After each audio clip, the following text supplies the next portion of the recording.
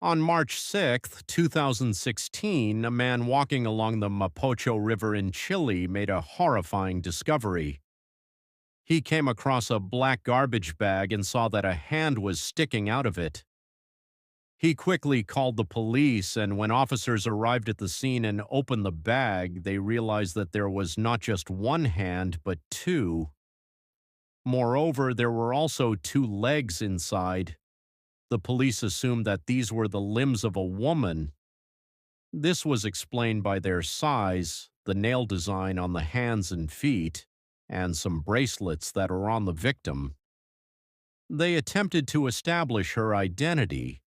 Taking one of her hands, they lifted fingerprints and brought them to the National Registry, but there were no matches in the Chilean national database. They then began to think that the hands and legs belonged to a foreign woman.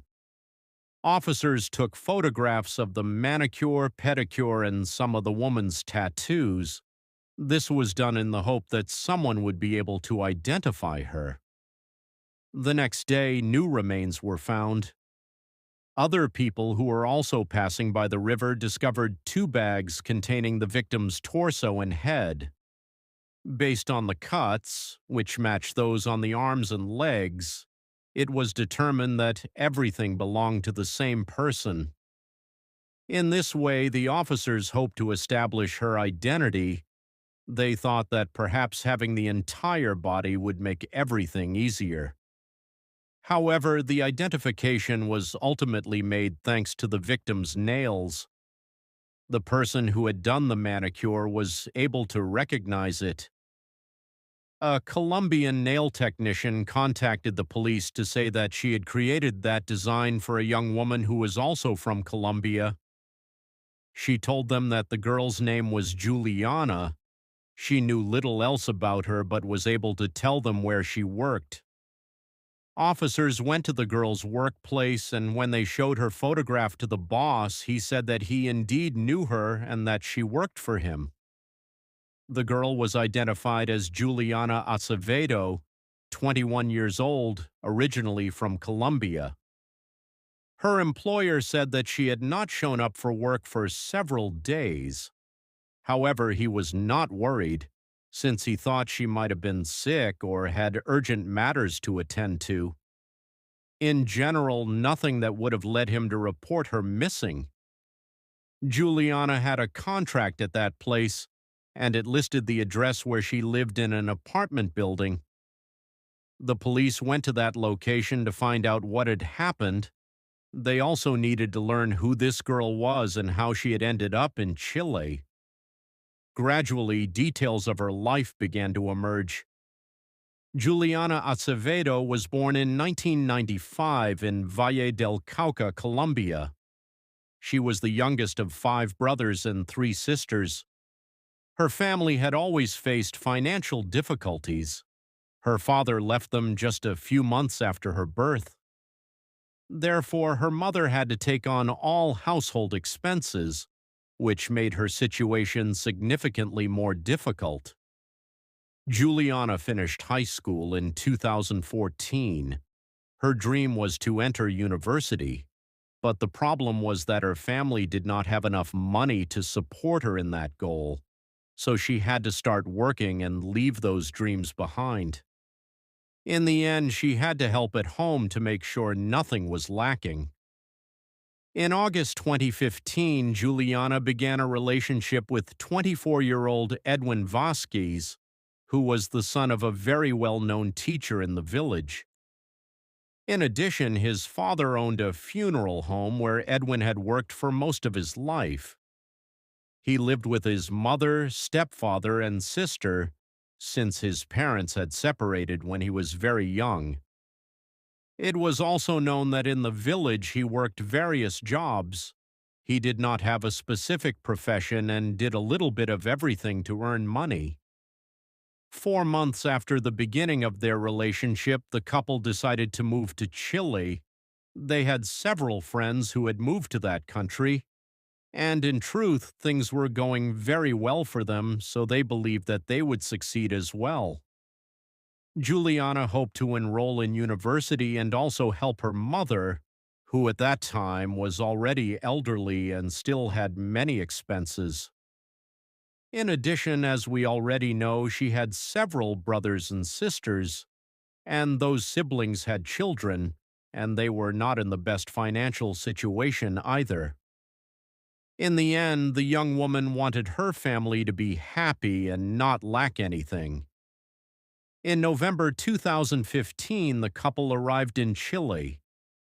At first, they lived in makeshift slum housing while they looked for work. Once they both found stable jobs and were earning enough, they moved in together into an apartment building.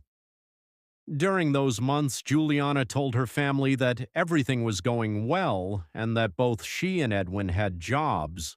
She even sent them some money and told them that now they could rely on her.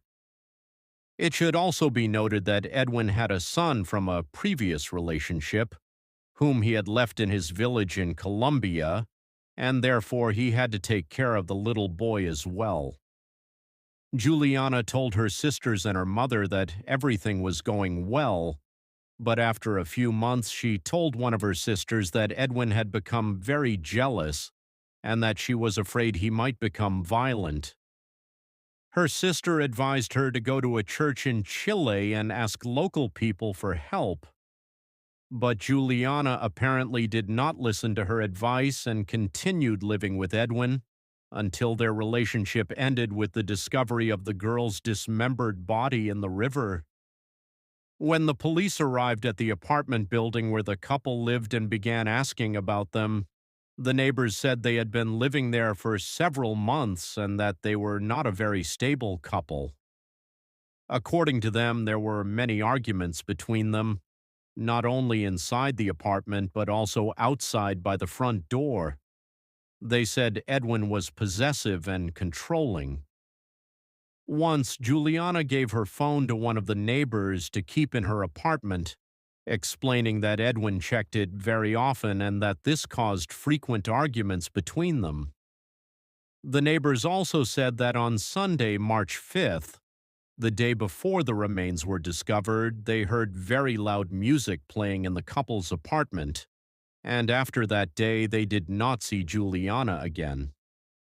However, Edwin was seen several times going up and down during the weekend and the following days. The police looked for Edwin at his workplace, but he was not there, so they decided to wait for him at the apartment. When the man arrived, he voluntarily surrendered to the police. It is also known that at that time he confessed that he was indeed the person who had killed Juliana. While all this was happening, Juliana's family learned about the murder, not from the police, but through social media. As I mentioned at the beginning, photographs had been taken of Juliana's hands and feet when her limbs were found. These photos spread widely, even reaching Colombia and her friends who saw them. Of course, they did not know what manicure she had been wearing at the time, but they noticed one detail, a tattoo with her nephew's name on her ankle. They quickly informed the family, and that is how they learned what had happened. Taking this tattoo into account and seeing all the news that was being released in Chile, they assumed that the murdered girl was Juliana. This was later confirmed when Chilean news outlets revealed her identity. At that time, Juliana's family said they did not have enough money to transport her body from Chile to Colombia. So they began asking for help from the country's media and, obviously, from the consulates in Chile. It was the consulate staff who began the process of repatriating Juliana's body. On March 15th, 2016, the girl's body was delivered to her native Colombia, and on the 17th, neighbors and relatives said their goodbyes. About 500 people attended the funeral, as her family was very well known and loved in the area. Meanwhile, Edwin told the police everything that had happened, and he even went so far as to say that their relationship had been violent. He admitted that he had beaten Juliana several times, not only at home but also in public. He also stated that he carefully controlled her, sitting near her workplace to see what she was doing during her free time. Edwin did not want her to have relationships with anyone else, and he had repeatedly forbidden her from communicating with her family. This was confirmed when officers spoke with Juliana's family, who said that since the end of January they had not heard from her and had been unable to contact her. Edwin spoke about all of this very calmly. It seemed that he did not feel that he had done anything wrong, and there was not the slightest sign of regret in his account. He described everything that happened on March 2016, in the apartment the couple shared. According to him, that day Juliana was talking to someone at work, which he did not like at all. When they came home at 5 p.m., they began arguing. The fight escalated and he began hitting Juliana. After that, Edwin strangled the girl, which was confirmed by the forensic examination. In addition, the forensic report established that the cuts were very precise, and the police had many doubts about how this man had been able to make such precise incisions. Edwin then explained that after killing her, he took her to the bathroom, grabbed a meat-cutting knife, and began dismembering her. He said that he poured salt into the wounds and made several plugs to prevent too much blood from flowing out of Juliana's body. After that, he placed the body parts into different bags. The man made 2 trips, one on the night of Juliana's murder, during which he disposed of the limbs, and then a second trip during which he disposed of the torso and head. These 2 trips were made by taxi, and he placed the bags inside a suitcase they owned. An analysis conducted in the couple's apartment confirmed that various bloodstains were found in the bathtub using luminol. Moreover, in that same suitcase I mentioned, different traces of blood were also found, which tested positive for Juliana's DNA. He then revealed the details that everyone had been waiting for, how he managed to make such precise cuts. At first, officers thought he had an accomplice, but he rejected this version and stated that he was able to make such precise incisions because he had certain knowledge. Edwin had helped his father in the funeral home that he owned.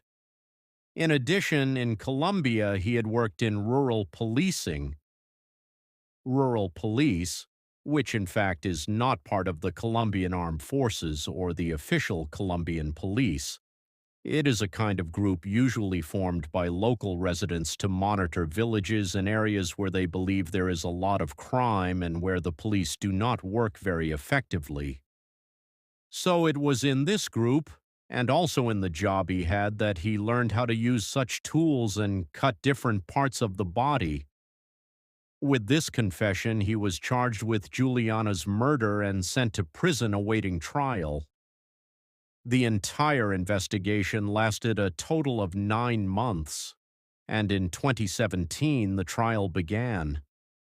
Edwin's defense wanted him to be charged with simple homicide, under which he would have received between 5 and 10 years in prison, while the prosecution was asking for 20 years.